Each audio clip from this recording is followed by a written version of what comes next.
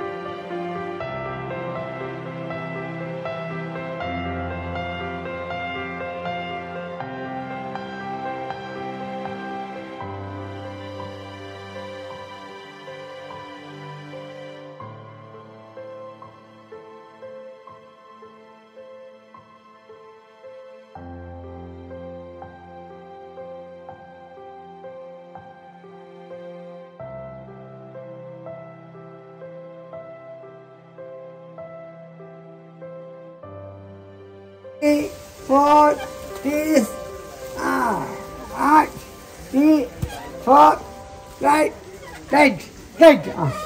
Okay, okay, first. Now, I'm going to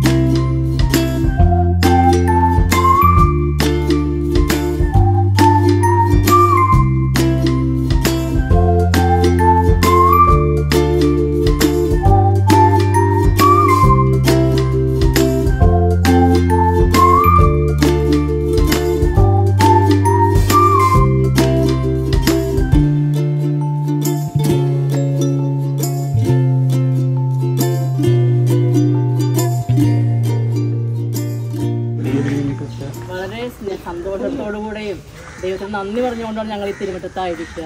കാരണം ഏറെ നാളായിട്ട് ഞങ്ങൾ വലിയൊരു ആഗ്രഹമായിരുന്നു ഇങ്ങനൊരു സംരംഭം നമ്മുടെ മുറ്റത്തുണ്ടാകണമെന്നത്. അതിന് ഏത് രീതിയിലായിരിക്കും ദൈവത്തിന് ഇടപെടുന്നത് ഞാൻ അറിഞ്ഞുകൂടായിരുന്നു. പക്ഷേ അവിചാരിതമായി ഞാൻ ഈ ഫാമിലിയെ കണ്ടുമുട്ടി. അത് വലിയൊരു ദൈവത്തിൻ്റെ പരിപാലനയുടെ വലിയ തുറവിയിലേക്ക് ഞങ്ങളെ എത്തിച്ചു.